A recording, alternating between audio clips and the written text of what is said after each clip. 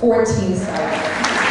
So we've been working really hard here, and I have to admit, this country is so absolutely gorgeous. The people have been so absolutely amazing. And I'm acclimating myself with the culture. I've been having a good time with my flat whites and my trim flat whites and my long blacks, which has an extra side of water on the side. So I've been having a really good time. I also went to the zoo here. The Auckland Zoo was absolutely fantastic. And I met and pet a baby kiwi. And the feathers feel like fur. I don't know if you guys have ever touched a kiwi. I know you are kiwis, but have you touched yourself? Very furry. But you know, sometimes when I'm having these amazing moments in beautiful places like this, I think back to when I was a little girl, you know, a little awkward-looking girl from Inglewood, California, which is a little town near Los Angeles, and I never really thought that I would get this far. I created America's Next Top Model many years ago, and I had this idea. I remember, American Idol was very popular when I first started, and of course still is. And I remember watching that show, and I said, wow, I want to create something like that, but in the modeling world, but where you get to see them live and the whole process, because this has been a very interesting career that I've had, and I would love to be able to give this opportunity to other young girls, and also to be able to expand what beautiful is. So I found a very lovely man that I was introduced to by the name of Ken Mock, and we went to various different networks, and there was something that I was very clear on. It was something that was non-negotiable. To every single network head, I said that this is a show that is not about cookie cutter or stereotypical or beauty that's in a box. It is important for me to think outside of the box, outside of the beauty box. This is going to be a platform to expand the definition of beauty. So I told all of them, I must have models of different sizes. Every girl cannot be stick skinny. I must have plus size, or which is now called full figured in America, models. I must have models of different ethnicities, different hair colors, different facial features, so that if I was going to showcase, say, black beauty, I was going to have women with porcelain skin that happened to be black, and women that had ebony skin that happened to be black. If we were going to feature Asian beauty, I was going to have beautiful women with Korean descent, as well as beautiful women with Indian descent. A dark-skinned Indian woman that didn't feel beautiful because in her culture, that was considered not beautiful. And the network said, okay.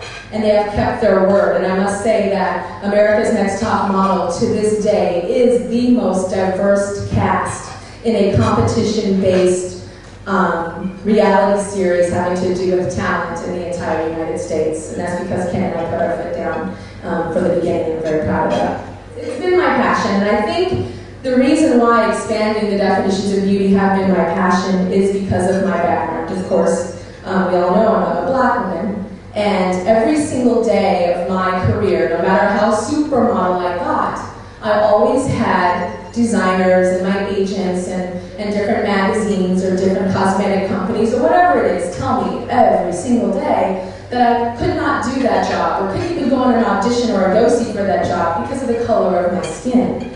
Now, I'm a person that when I hear no, I want to change that to a yes. So it made me strong, it gave me strength.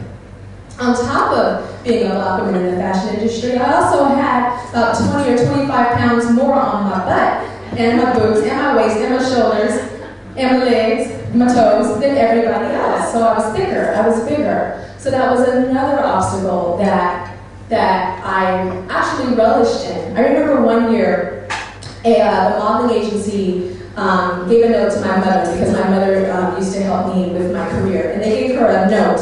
And it was a list of all of the designers that would not hire me that season because my breasts and my hips were getting bigger. Now, the agency said, can you please give this to your daughter? And then here's a suggestion that we have on how she can, lose the weight. And my mom said, sure, give me the list. So my mom showed the list to me, and she went down all the list of all these the biggest Italian designer names you could think of that didn't want to hire me anymore. And then I went through the list, and I was kind of getting teared up a little bit, and she goes, and you know what we're going to do right now? We're going to go get pizza. That moment was such a defining moment for me. And I said, you know, I'm going to take control of myself, and I'm going to take this platform and be for a young woman what my mother was for me. And so when people see, a lot of the times you see America's Next Top Model, and you think, oh, it's about models. How can she be preaching about beauty and changing beauty when it's about models? Yes, it is about models. Yes, it is about taking a great picture, an edgy picture, an interesting picture. But that's the sugar. There's so much medicine inside of Top Model. And I'm telling her, you are gorgeous, you are fantastic. I believe that because my eye is attracted to interesting, odd, different beauty. But there are so many girls at home that might look just like that girl and go, oh my gosh, I have never heard anybody say that my eyes are too far apart, or my nose that has a hook on it, or freckles that cover my entire body, or my frizzy hair, or my dark chocolate skin is beautiful. So when I'm talking to that one girl on America's Next Top Model, I'm talking to the little girls that are sitting on the couches with their mothers and their friends, and telling her that she is beautiful. That is my calling, and that is why I'm here today. Thank you.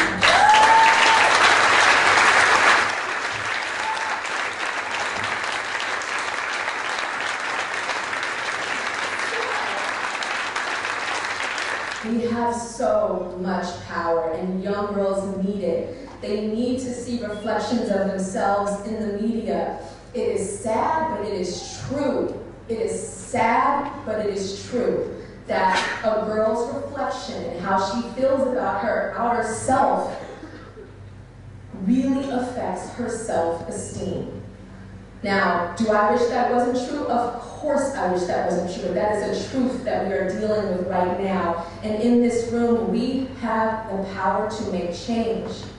If you are involved in a magazine, if you're an editor of a magazine, start thinking outside of the box, because you have the power. Because when you say it's beautiful, when you cast that girl and put her on the cover of your magazine, or put her in a magazine spread, or a top photographer says she's the new it thing because she's beautiful, the quirky girl that looks like her says, wow, this magazine says she's beautiful, I'm beautiful too. If you have a television show and you're a producer, you have the power to put women on that show. And I'm not talking about the quirky best friend that's awkward and funny looking and she's gonna make the jokes like this. I'm talking about the love interest. Everybody deserves to be loved.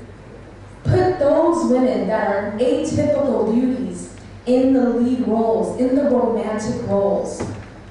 That is what I ask of you today. And on a personal level, for the women that don't have those platforms, or the men that don't have those platforms to make those types of changes, I want you to visually picture yourself in front of your mirror right now. And imagine yourself naked. This is what I used to do on my tees on camp with my girls. Imagine yourself naked. And I want you to find one thing that the world says is not beautiful. And try to start to embrace that. And after a little bit of time, find something else and something else. And the last thing that I ask is, on a personal level, for people to seek out different women and to compliment them on the things that the world doesn't necessarily think are the most beautiful things. There's this, we talk about grassroots. To me, that's grassroots. And then we talk about the macro with the media. We need all of that to expand the definition of beautiful, and that's what B.I.O means to me. I apologize for my emotion. I am my mother's daughter. My mama cries at everything like, Mama, why you gotta cry?